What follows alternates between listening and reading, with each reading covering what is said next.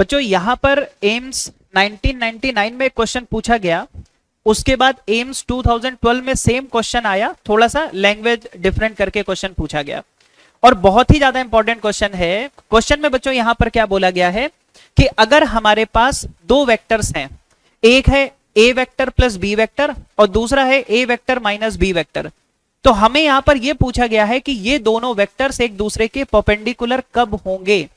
ठीक है, मतलब कि या फिर हम ऐसा भी बोल सकते हैं कि इन दोनों वेक्टर के बीच का जो एंगल होगा क्या वो 90 डिग्री होगा या 90 से कम या 90 से ज्यादा, कुछ भी हो सकता है। इस तरीके का क्वेश्चन बच्चों यहां पर पूछा गया है। ठीक है, चलिए मैं एक बहुत छोटा सा पॉइंट आपको बता रहा हूं, उससे इस तरह के कॉन्सेप्ट जितने भी हैं वो सब कवर हो जाएंगे। देखिए बच्चों यहां पर एक बात समझो, अगर हमारे पास एक वेक्टर है मान लो a प्लस बी और दूसरा वेक्टर है बच्चों हमारे पास a माइनस बी, ठीक है, मैं आपको वो कंडीशन बताने जा रहा हूं जिससे कि ये दोनों एक दूसरे के परपेंडिकुलर हो जाएंगे। ध्यान से सुनिएगा बच्चों, हमें पता है कि अगर दो वेक्टर एक दूसरे के परपेंडिकुलर हो, जैसे मान लीजिए कि x वेक्टर और y वेक्टर एक दूसरे के परपेंडिकुलर हैं, तो हमें पता है कि इनका जो बच्चों डॉट प्रोडक्ट होगा वो 0 होगा। ठीक है, आप जानते हो ये बात कि अगर दो वेक्टर एक दूसरे के परपेंडिकुलर होते हैं तो उनका जो डॉट प्रोडक्ट होता है वो 0 होता है।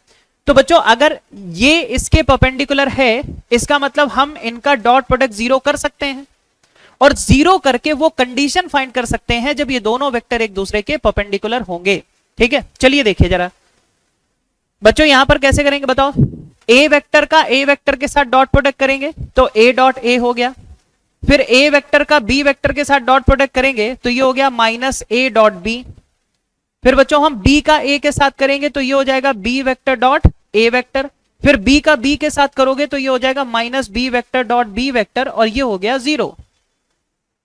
ठीक है, चलो बताओ a वेक्टर और a वेक्टर का डॉट प्रोडक्ट क्या होगा। तो बच्चों आपको पता है a वेक्टर और a वेक्टर दोनों सेम ही वेक्टर हैं, तो दोनों एक दूसरे के पैरेलल हो गए। पैरेलल हो गए तो यहां पर एंगल कितना हो गया 0, है ना भाई, दोनों वेक्टर सेम डायरेक्शन में, तो एंगल कितना हो गया 0। और डॉट प्रोडक्ट क्या होता है बच्चों ए बी कॉस थीटा, तो यहां पर क्या आ जाएगा बच्चों, फर्स्ट वेक्टर का मैग्नीट्यूड सेकंड वेक्टर का मैग्नीट्यूड कॉस 0। यहां पर देखो बच्चों इसको क्या लिख सकते हो ए बी कॉस थीटा, इसको क्या लिख सकते हो बी ए कॉस थीटा, और ये क्या हो गया दोनों वेक्टर का मैग्नीट्यूड कॉस दोनों के बीच में एंगल और ये हो गया 0। अब बच्चों यहां देखो ए डॉट ए क्या हो जाएगा, मतलब कि ए स्क्वायर और ये 1 हो गया तो ए स्क्वायर, बच्चों ये पूरा कैंसिल हो गया, इधर ये आ गया बी स्क्वायर और ये क्या हो गया 0।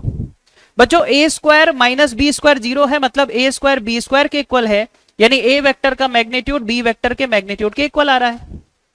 इसका मतलब बच्चों क्या हुआ, अगर दो वेक्टर ए और बी इक्वल मैग्नीट्यूड के हैं तो उनका सम और उनका डिफरेंस एक दूसरे के परपेंडिकुलर होंगे।